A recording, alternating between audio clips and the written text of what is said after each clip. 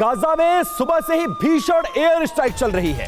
Israel ने Gaza पर की है विध्वंसक बमबारी। शरणार्थी शिविरों को भी इस बार निशाना बनाया गया है और इन शिविरों को टारगेट करके मिसाइलें दागी गई हैं।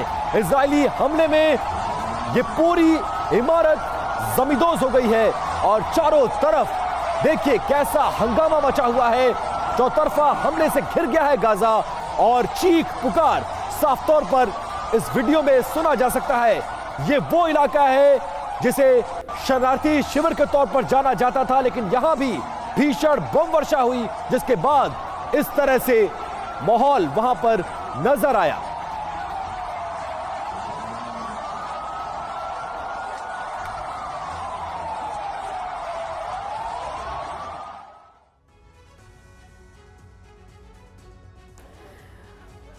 और आइए आपको बताते हैं, गेस्ट का एक बड़ा पैनल इस वक्त हमारे साथ मौजूद है चर्चा करने के लिए कि अब आगे की स्ट्रैटेजी क्या होगी, ये लंबा कितना चलेगा युद्ध। हमारे साथ major general retired SPP Singh साहब मौजूद हैं रक्षा विश्लेषक के तौर पर। जेके त्रिपाठी साहब जुड़ रहे हैं हमारे साथ पूर्व राजनायक के तौर पर। कर्नल रिटायर्ड तेज टिक्कू साहब जुड़ रहे हैं रक्षा विशेषज्ञ के तौर पर।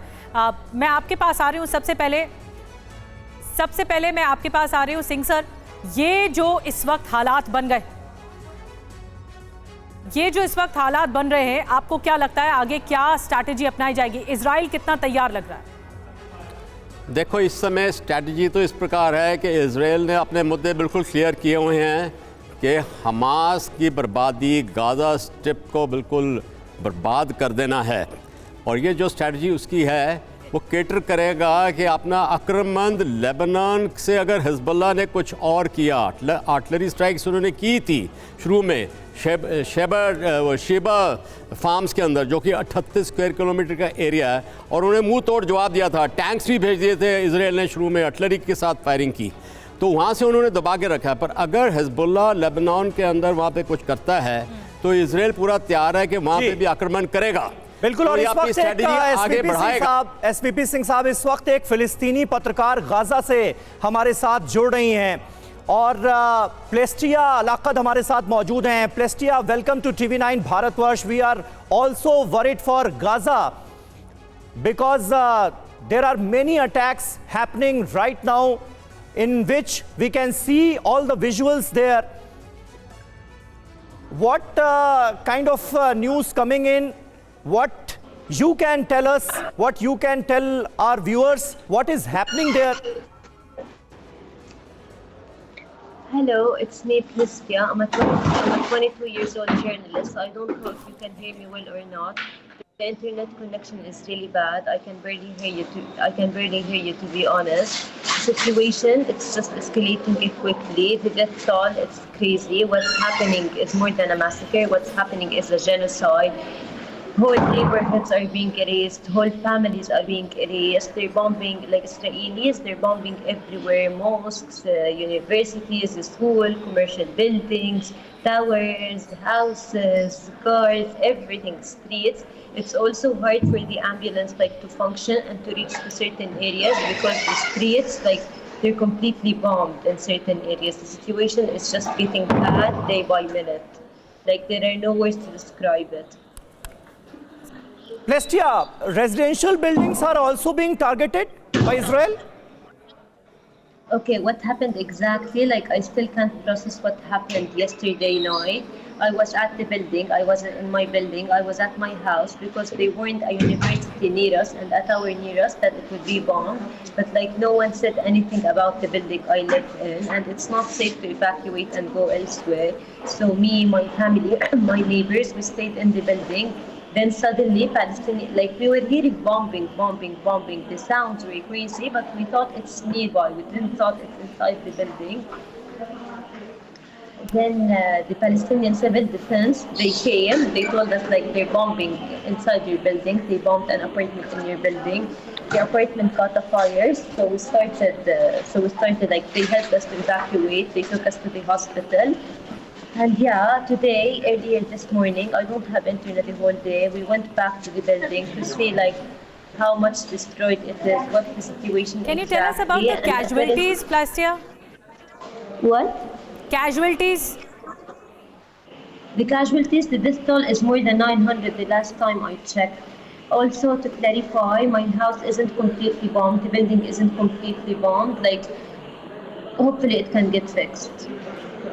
The casualties are increasing, like tragically increasing. I don't know exact numbers, to be honest, because I don't have internet the whole time, nor do I have electricity the whole time, so it's hard to check the news or check what's happening around.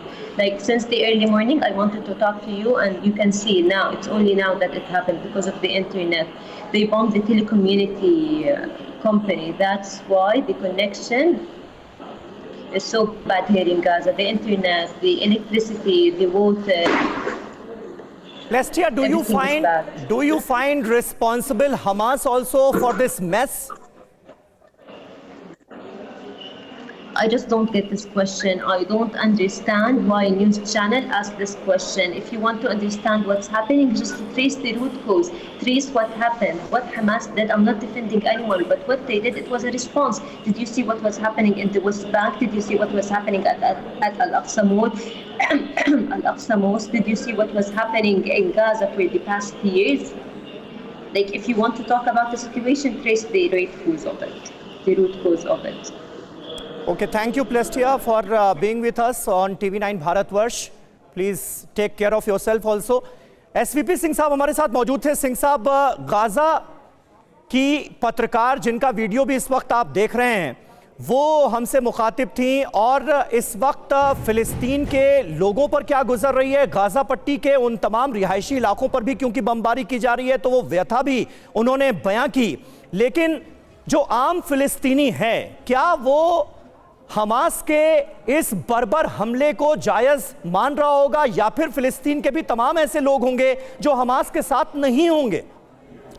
देखिए समीर, कुछ तादाद में ऐसी population लोग होंगे कि वो नहीं चाहेंगे कि ऐसा खून खराबा किया जाए, परंतु अगर हम देखें जो कि इस्लामिक वर्ल्ड में इस्लामिक जिहाद का ये चल रहा है इस समय, उसको देखते हुए लोग सब मिल जाते हैं इस्लामिक जिहाद में।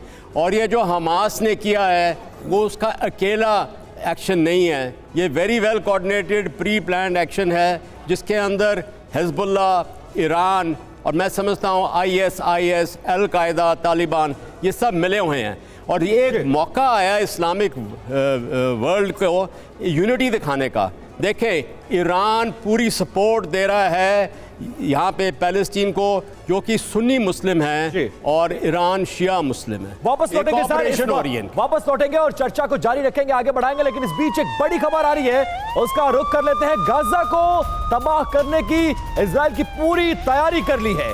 IDF ने 48 घंटों में 3 लाख अपने जो रिजर्व सैनिक थे, जो अलग अलग इलाकों में थे, उनको बुला लिया है और गाजा पर बहुत बड़े हमले की तैयारी कर ली गई है। मतलब अब फिलिस्तीन के नक्शे से गाजा को मिटाने की पूरी तैयारी। 3 लाख रिजर्व सैनिक, क्योंकि ग्राउंड पर ऐसा दावा किया गया है कि कुछ हजार सैनिक अभी तक लड़ रहे थे, लेकिन अगर 3 लाख सैनिक ग्राउंड पर उतार दिए गए तो गाजा पूरी तरह से तबाह हो जाएगा, और उसकी तैयारी फिलहाल इजराइल करता हुआ नजर आ रहा है।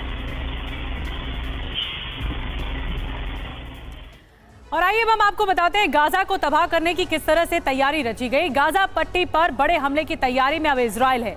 जो IDF है, इजराइल डिफेंस फोर्स ने 48 घंटों में 3 लाख रिजर्व सैनिक जुटा लिए हैं। IDF ने इतनी जल्दी 3 लाख रिजर्व सैनिक कभी नहीं जुटाए एक साथ, और अब ये इमरजेंसी वाले हालात। 1973 के योम किपुर युद्ध के बाद सबसे बड़ी ये लामबंदी है इजराइल की। इजराइल ने 1973 में 4 लाख रिजर्व सैनिकों को बुलाया था, और 4 दिनों में गाजा में 1707 हमास ठिकानों पर हमले किए गए हैं। एक और ब्रेकिंग न्यूज आपको बताते हैं। इस वक्त गाजा पट्टी में इजराइल की ताबड़तोड़ एयर स्ट्राइक चल रही है। बीती रात 200 से ज्यादा ठिकानों पर हमले हुए हैं। इजरायली सेना ने यह जानकारी दी है।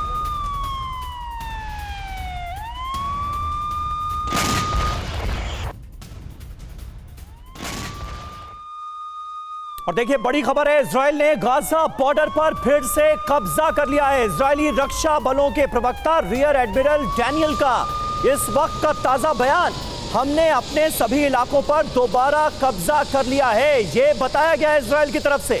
हमास को अपने इलाके से खदेड़ दिया गया है, ये इजराइल की तरफ से बड़ा दावा सामने आया है जिसमें बताया जा रहा है कि हमास को पूरी तरह से इजरायली इलाकों से खदेड़ दिया गया है और इन तमाम इलाकों पर वापस इजरायल का कब्जा हो चुका है। और आइए अब आपको बताते हैं गाजा बॉर्डर पर इजराइल का जो कब्जा सामने आया है उसके डिटेल्स क्या मिल रहे हैं। इजरायली फोर्स का गाजा बॉर्डर पर फिर से कब्जा दिखाई दे रहा है। ये जो स्ट्रिप बताई जाती है, इजरायली फोर्स ने हमास के लड़ाकों को खदेड़ दिया है। यहाँ से गाजा की अपनी बस्तियों पर भी इजराइल का कब्जा बताया जा रहा है। इस स्ट्रिप पर, इसी लाइन पर इजरायली सेना ने गाजा बॉर्डर पर बाड़ लगा दी है। इजरायली क्षेत्र में अभी भी हमास के लड़ाके छिपे हुए हैं, जो बताया जा रहा है कि अंडरग्राउंड है। बॉर्डर की बाड़ तोड़कर घुस आए थे हमास के लड़ाके। इजरायली सैन्य अड्डे पर भी ये कब्जा किया गया था।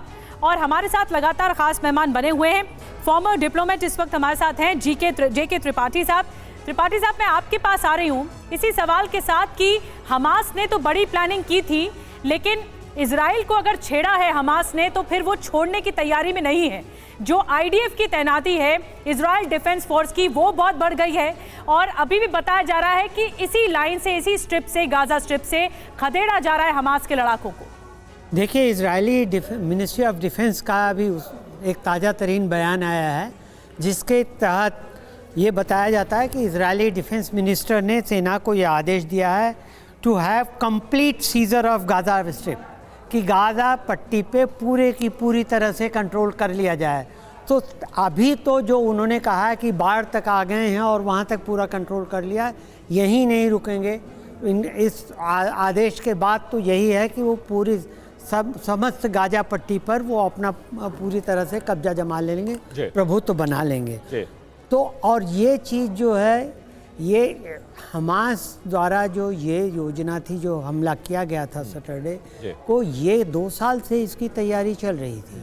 और इजराइल ने पिछले साल, इसी साल मई में और सितंबर के पहले हफ्ते में 2 ऐसे कंसाइनमेंट पकड़े थे पोर्ट पे, जिनमें लिखा कुछ हुआ था और अंदर विस्फोटक बनाने की सामग्री थी। और ये भी कहा जाता है कि पिछले महीने बेरूत में एक मीटिंग हुई थी, सीक्रेट मीटिंग, जिस मतलब तैयारी सर बहुत पहले सी थी, लेकिन इस तैयारी का अंदाजा ना तो इजराइल ना उसकी सुरक्षा एजेंसी मोसाद को लगी और इसका खामियाजा इस वक्त इजराइल भुगतता हुआ नजर आ रहा है। आगे बढ़ते हैं और कुछ और बड़ी खबरें आ रही हैं, उनसे आपको रूबरू करा दे। हमास से, अरब देशों से अब हमास ने मदद मांगी है। इजराइल से जंग के बीच ये मदद मांगी गई है, अरब और इस्लामिक देश हमारी मदद करें। और शुक्रवार को मदद के लिए सभी देश आगे आए, इस तरह का समर्थन जुटाने की फिलहाल दुनिया भर में अब हमास कोशिश कर रहा है। लेकिन अरब देशों से ये डायरेक्ट मदद मिलेगी क्या, ये बड़ा सवाल है। और इस बीच देखिए, इजराइल सरकार ने सैनिकों की भर्ती की मंजूरी दी है। तैयारी दोनों तरफ जबरदस्त नजर आ रही है। 3,60,000 सैनिक भर्ती किए जाएंगे इजराइल में। डिफेंस मिनिस्टर की अपील पर मंजूरी मिल गई है। रिजर्व फोर्स से 3,60,000 सैनिकों की भर्ती की तैयारी है। यानी इजराइल भी आने वाले वक्त के लिए खुद को तैयार करता हुआ दिख रहा है और यह जंग लंबी खिंच सकती है, इसके भी आसार नजर आते हैं। और एक और बड़ी खबर आपको बता दें, इजराइल में बंकरों ने बचाई बड़ी संख्या में लोगों की जान। बंकरों में रहकर लोग अपनी जान बचा रहे हैं। इजराइल के हर घर में होता है बंकर और इसी में छिपे हुए हैं तमाम इजरायली। कानून के मुताबिक हर घर में बंकर होना इजराइल के घर में जरूरी है और इसीलिए बंकरों में अपने आप को सुरक्षित महसूस कर रहे हैं। इस तरह के धमाके लगातार इजराइल में हो रहे हैं और बंकरों में छिपकर अपनी जान बचा रहे हैं।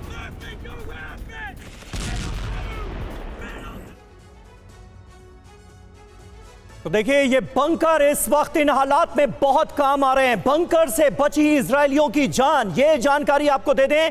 हमास के भीषण हमले हुए, हमास के भीषण हमलों के बाद भी ज्यादातर लोग इजराइल में सुरक्षित रहे। इजराइल के लोगों की जान बचाने में इन बंकर्स ने बड़ी भूमिका निभाई, वरना कैजुअल्टीज और ज्यादा होती। इजराइल के हर घर में बंकर होता है। कानून के मुताबिक हर घर में बंकर बनाया जाना जरूरी है। सार्वजनिक जगहों पर भी बंकर्स बनाए गए हैं। हमले के दौरान इन्हीं बंकरों में छिपकर लोग जान बचाते हैं। हमास के लड़ाके लोगों के घरों में घुसने की कोशिश कर रहे थे और कई घरों में दाखिल होकर उन्होंने गोलीबारी की है। तमाम वीडियोस सामने आए हैं, भयावह भयानक वीडियोस हम सब ने देखे और लोगों ने बंकरों में रहकर अपनी जान बचाई। टिक्कू जी, मैं आपसे यहां पर जानना चाहूंगा, जो तैयारी नजर आ रही है वो जबरदस्त है। हमास की तरफ से भी यह कहा गया है कि हम लंबी जंग के लिए तैयार हैं, और दूसरी तरफ इजराइल तो तैयारी कर ही रहा है और कसम खा चुका है पूरी गाजा पट्टी के सर्वनाश की। यह जंग किस मुहाने पर पहुंचती हुई आप देखते हैं? देखिए, मेरा तो बिल्कुल स्पष्ट व्यू पॉइंट है इस पे। हमास का ट्विन ऑब्जेक्टिव्स थे इस लड़ाई को छेड़ने के लिए। सबसे पहले ये था कि जो मुस्लिम देश, अरब देश मिडल ईस्ट के अंदर थे, खासकर सऊदी अरेबिया और यूएई, जो सुलह करना चाहते थे इजराइल के साथ, डिप्लोमेटिक रिलेशन इस्टेब्लिश करना चाहते थे और जंग के युग को भूलना चाहते थे, उसके ऊपर ठेस पहुंचाना। और इसमें हमास कामयाब हुई है, क्योंकि कोई भी मुस्लिम मुल्क, खासकर अरब देश, इस समय इजराइल के साथ बात नहीं करेगा। यूएई आ गया है साथ में। यहां पर यह एक बड़ा डेवलपमेंट है और पहला इस्लामिक देश है यूएई जो इजराइल का साथ देता हुआ नजर आ रहा है। हमास के खिलाफ बयानात दिए गए। यस। दूसरा मैं ये कहना चाहता था, वो ये भी प्रूव करना चाहते थे कि इजराइल को मारा जा सकता है, उनको नुकसान पहुंचाया जा सकता है। अब लेकिन उसको ये भी मालूम था कि इजराइल की रिएक्शन बहुत ज़बरदस्त होगी। उसके लिए उन्होंने अब मानो बचाव का यह तरीका इस्तेमाल किया कि वो इजराइल से हॉस्टेजेस ले ले, और जैसे पहले हो चुका है, 3 बार पहले ऐसा हो चुका है कि इजराइल को युद्ध रोकना पड़ा अपने आदमियों को बचाने के लिए, हॉस्टेजेस को वापस मंगाने के लिए। लेकिन मुझे लग रहा है इस बार हमास ने बहुत ज़्यादा गलती करी है।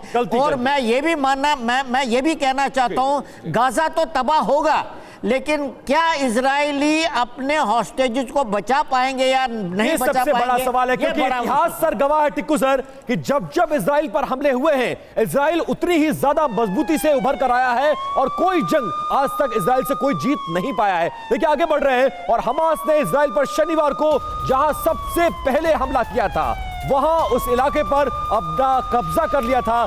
TV9 भारतवर्ष भी वही मौजूद है। अब यह इलाका इजराइल के कब्जे में फिर से आ चुका है।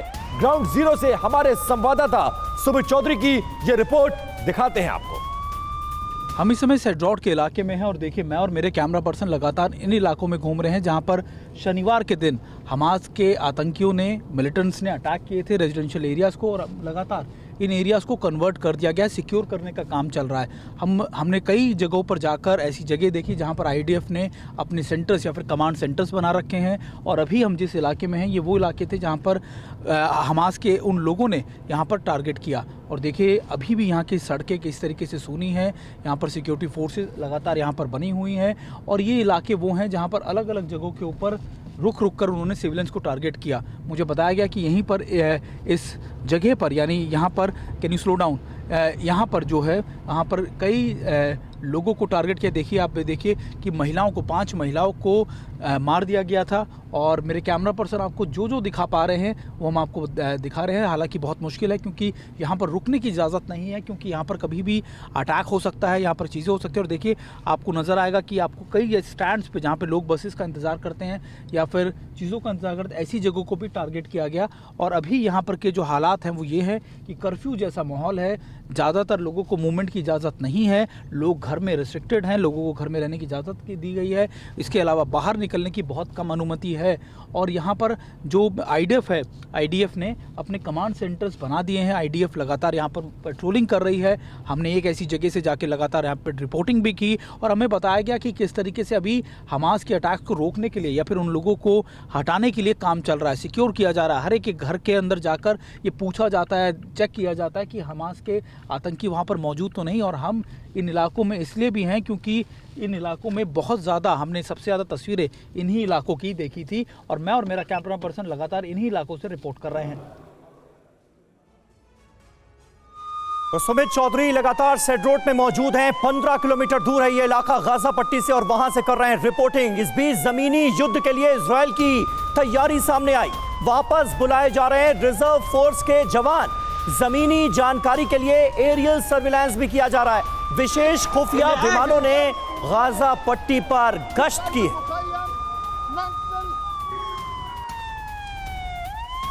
और एक और ब्रेकिंग न्यूज आपको बता दें, गाजा बॉर्डर पर इजराइल की बड़ी तैयारी है। बॉर्डर पर टैंक, फाइटर जेट्स की तैनाती है, हेलीकॉप्टर्स भी तैनात किए गए हैं। दुश्मनों को शूट एट साइट के ऑर्डर दिए गए हैं। बॉर्डर फेंसिंग के पास आने वालों के लिए ये ऑर्डर जारी हुए हैं। और इजराइल के सेड्रोट इलाके में पहुंचा TV9 भारतवर्ष। सेड्रोट इलाके में हमास ने सबसे पहले हमला किया था। रिहायशी इलाकों में हमास का रॉकेट अटैक यहीं पर हुआ था। ग्राउंड जीरो से देखिए हमारे संवाददाता सुमित चौधरी की एक और ग्राउंड रिपोर्ट। 72 घंटे से ज़्यादा का वक्त हो चुका है, लेकिन अब भी आलम यह है कि यहाँ से किसी भी जगह को बख्शा नहीं जा रहा, यानी अभी भी टारगेट उसी तरीके के हो रहे हैं। और यही वजह है कि अब ये लोग बहुत ज़्यादा हताश और परेशान है। धुएं का गुबार आप देखेंगे, आपको नज़र आएगा कि ये इसी तरीके का है, धुएं का गुबार। और लोकल जो है यहाँ पर, हालांकि बहुत ज़्यादा इनमें आप कह सकते हैं कि इजराइल के लोगों की एक इच्छा शक्ति बहुत ज़्यादा मजबूत रहती है जब उनके देश की बात होती है। लेकिन अब कई जगहों पर हमने जब इनसे बातचीत की तो इनकी इच्छा शक्ति भी कहीं ना कहीं टूटने लगी है। देखिए, हालांकि पूरे इलाके में जो फायर कंट्रोल है वो काम कर रही है, लेकिन एक बार तबाही का मंजर आप पूरा देखिए, पूरा देखने की कोशिश कीजिए कि क्या है। आगे यहाँ से लेकर आगे तक सब जगह बर्बाद हो गई है, यानी सब जगह तबाह हो गई है। आपको कोई भी ऐसी जगह नहीं मिलेगी जहाँ पर आप ये देख कर कह सकें कि ये इलाके सुरक्षित हैं। साउथ इजराइल के सारे इलाकों में हालत इसी तरीके की है और हम आप तक वो सीधी तस्वीरें इसलिए पहुंचा रहे हैं क्योंकि आपको ये बता सकें कि देखिए अभी यहाँ के हालात क्या हैं। हालांकि देखिए यहाँ के जो लोग हैं वो इस पर फायर फाइटिंग पे काम, यानी इसको काबू करने का काम कर रहे हैं, लेकिन पूरी तरीके से ये तबाह होगी। आज सुबह का ये मंजर है जो हम आप तक सीधे पहुँचा रहे हैं और आपको दिखाने की कोशिश कर रहे हैं कि क्या इस समय हालात हैं यहाँ के, किस तरीके से चीज़ें यहाँ पर हो रखी हैं। ये आपके लिए जानना बेहद ज़रूरी है। और देखिए, अब आपके सामने आने जा रही है वो खबर जिसे देखकर आपको अंदाजा होगा कि यह जंग किस घातक मोड़ पर पहुंच गई है। जंग के बीच हमास ने ब्लैकमेलिंग शुरू कर दी है। हमास के लड़ाकों ने कहा, हम बंधकों को मार देंगे। हमास प्रवक्ता अबू ओबैदा का दावा, बंधकों को बहुत बर्बरता से मारना शुरू कर दिया जाएगा। हमास चेतावनी दे रहा है, हर मौत का लाइव टेलीकास्ट किया जाएगा, वरना गाजा पट्टी पर हमले रोके जाएं। गाजा पट्टी पर अगर रिहायशी इमारतों को निशाना बनाया जाएगा तो वो तमाम बंधक जो कि इस वक्त हमास की कैद में हैं, उन्हें मारना शुरू कर दिया जाएगा और मौत का लाइव टेलीकास्ट भी किया जाएगा। और आइए बिग वॉल के जरिए आपको बताते हैं कि हमास की बड़ी धमकी क्या है, बंधकों को क्या क्या कहा गया है कि कैसे मार दिया जाएगा। जंग के चौथे दिन हमास की सबसे बर्बर चेतावनी सामने आई है। चौथा दिन है जंग का, लेकिन ये बहुत ज्यादा ब्रूटल अटैक की चेतावनी दी जा रही है। बिल्कुल, और कहा गया है अगर हम पर हमला हुआ तो इजरायली बंधकों को हम मार देंगे। और हम सब ये जानते हैं कि अभी काफी संख्या में इजरायली बंधक हमास के कब्जे में। और अगर गाजा पर हमला हुआ तो बंधकों को मारना भी शुरू कर देंगे। हर नए घर पर हमले के जवाब में एक बंधक की हत्या कर दी जाएगी। तो ये हमास ने बड़ी चेतावनी दी है, बिना किसी चेतावनी के अटैक होने पर बंधकों की हत्या शुरू कर दी जाएगी। गाजा से हर बंधक की मौत का लाइव टेलीकास्ट किया जाएगा, ये हमास ने ऐलान कर दिया है। और हमास के कब्जे में 100 से ज्यादा इजरायली बंधक इस वक्त बताए जा रहे हैं जो होस्टेज हैं। हमास के कब्जे में इजरायली नागरिक भी हैं, सैनिक भी हैं और आर्मी ऑफिसर्स भी हैं। और ये बहुत ज्यादा ब्रूटल धमकी हमास की तरफ से सामने आई है। कर्नल टिक्कू, मैं आपके पास आ रही हूँ। ये जो बात सामने आ रही है निकलकर हमास की तरफ से, यानी हमास के तेवर नरम नहीं पड़े, जो इससे पहले खबर आ रही थी सामने कि उन्होंने एक तरह से ये कोशिश की है कि ये रुक जाए सब कुछ इजराइल की तरफ से, लेकिन अब ये धमकी बता रही है कि वो रुकेंगे नहीं। देखिए, मैंने जैसे पहले कहा, ये उन्होंने एक प्रकार का इंश्योरेंस ले रखा था क्योंकि उनको मालूम था कि इजराइल की रिएक्शन इतनी ज़बरदस्त होगी कि उनके लिए बचना मुश्किल होगा। उसके लिए उन्होंने पहले इंश्योरेंस ले रखा था कि इस हॉस्टेजेस को ले लो। और इस बार उन्होंने, मैं ये लोग तो 100 बता रहे हैं, मैं मानता हूं कि 200 के आसपास हॉस्टेजेस ले रखी हैं। उसमें काफ़ी सारे सिविलियंस हैं और इन्फेंट बच्चे हैं, छोटे बच्चे भी हैं। और मैं ये मानता हूं कि इजराइल रुकेगा नहीं इस बार, वो हमास को तकरीबन ख़त्म करके रखेगा। और ऐसा नहीं हो सकता कि वहाँ पर सिविलियंस की कैजुअलिटी ना हो, जाने चली जाए। तो सिविलियनों की अगर कैजुअलिटी हुई, जो कि मुमकिन है क्योंकि हमास जो है वो सिविलियन एरियाज में ही जाएगा ताकि सिविलियन की हत्या हो और नुकसान हो और मतलब ये सब कुछ पहले से तैयारी थी और सब कुछ पहले से प्लान था। एसवीपी सिंह सर, इतिहास अगर 47 के बाद से देखें अब तक हर युद्ध में एज इजराइल को मिला है उसके बावजूद अगर हमास ने ऐसी हिम्मत की तो क्यों की? क्या इजराइल की ताकत का अंदाजा उसको नहीं था? और अगर था तो फिर इस हिम्मत के पीछे वो कौन सी ऐसी ताकत है जो अब तक सामने नहीं आई है? देखो, हमास ने इस समय का एक्सप्लॉइट किया है क्योंकि इजराइल की जो अंदरूनी इंटरनल सिचुएशन थी वो भी कोई सही नहीं थी। इस समय सुप्रीम कोर्ट जुडिशरी को सप्रेस कर रहे थे नेतन्याहू, और इजरायली डिफेंस फोर्सेस के जो रिजर्विस्ट हैं उन्होंने भी कुछ शक पेश किया था इसके ऊपर, तो उसका उन्होंने बहुत सही इस्तेमाल किया इस समय।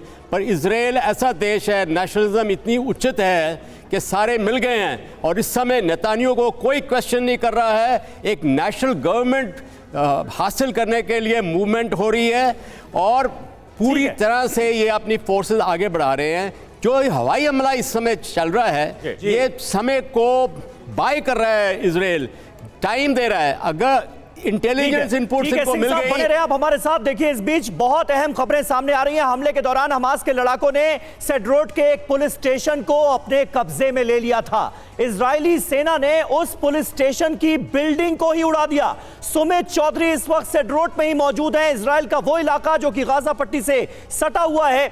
उनकी एक ताजा रिपोर्ट आपको वहीं से दिखाते हैं। हम इस समय सेड्रोट में है। सेड्रोट वो इलाका जहां पर मैं आपको बता रहा हूं लगातार की सबसे ज़्यादा तबाही रेजिडेंशियल एरियाज में यही मचाई गई थी। यहां तक कि हमास के इन मिलिटेंट्स ने इस पुलिस स्टेशन को कैप्चर कर लिया था। 10 से ज़्यादा हमास के जो मिलिटेंट्स थे, जो लड़ाके थे, इन्होंने इसको कैप्चर कर लिया। हालांकि इसको लंबे समय तक यहाँ पर लोगों को रखा और इसी के बाद आईडीएफ ने यहाँ पर अटैक किया और इस पूरी बिल्डिंग को ही न्यूट्रलाइज कर दिया गया।